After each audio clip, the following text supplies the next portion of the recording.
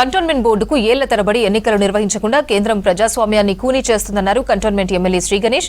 నియోజకవర్గ అభివృద్ధికి కేంద్రం అడ్డంకిగా మారిందన్నారు.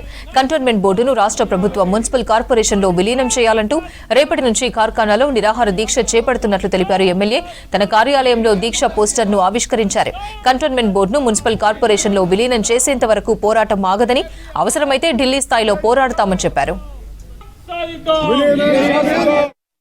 కాంగ్రెస్ పార్టీ నాయకులతో కలిసి రేపటి నుంచి జరగబోతున్న కంటోన్మెంట్ బోర్డు ని విలీనం చేయాలనేది ఏదైతే మూమెంట్ తీసుకున్నామో మొన్న ఏదైతే కేంద్ర ప్రభుత్వం మళ్ళీ నామినేటెడ్ వ్యవస్థని కంటిన్యూ చేస్తున్నట్టు ఏదైతే నోటిఫికేషన్ ఇస్తున్నారో దాన్ని వ్యతిరేకిస్తూ 2018 నుంచి ఈ కంటోన్మెంట్ విలీనం చేయాలా, కంటోన్మెంట్ బోర్డు నుంచి ఓటు హక్కు తొలగించినప్పటి నుంచి నేను అప్పుడు కూడా నిరాహార దీక్ష చేశాను. ఈ కంటోన్మెంట్ పాలనతోటి ప్రజలకు ఎంత నష్టం అవుతుందో, అదేవిధంగా నేను ఏం బాధ్యత లేనప్పుడు చూసిన విధం వేరుంది. ఈ బాధ్యత వచ్చిన తర్వాత ఈ కంటోన్మెంట్ బోర్డు, ఈ స్టేటు, ఈ సిస్టమ్ ద్వారా ఎంతో నష్టం జరుగుతుంది. కాబట్టి సిస్టమ్ మేలు జరగాలంటే కంటోన్మెంట్ బోర్డుని స్టేట్ గవర్నమెంట్లో విలీనం చేసినప్పుడే కంటోన్మెంట్ కాన్స్టిట్యున్సీ కూడా బాగా డెవలప్మెంట్ అవుతుందని పూర్తిగా అవగాహనతోటి నమ్ముతున్నాను.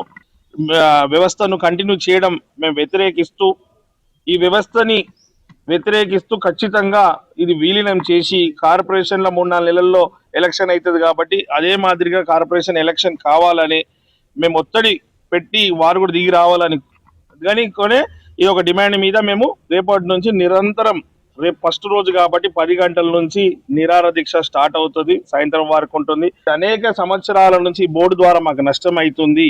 మాకు కూడా జిహెచ్ఎంసీలోనే భాగంలోనే మేము విలీనం అయితే డెవలప్మెంట్ అవుతాను వాళ్ళు కూడా నమ్ముతురు కాబట్టి, ఆశిస్తురు కాబట్టి మేము రేపు తీసుకుంటున్న ఏదైతే హంగర్ స్ట్రైక్ ఉందో అందరూ వచ్చి మద్దతు ఇస్తా అంటారు కాబట్టి రేపటి నుంచి స్టార్ట్ అవుతుంది. దానికే ఇది పోస్టర్ ఆవిష్కరణ.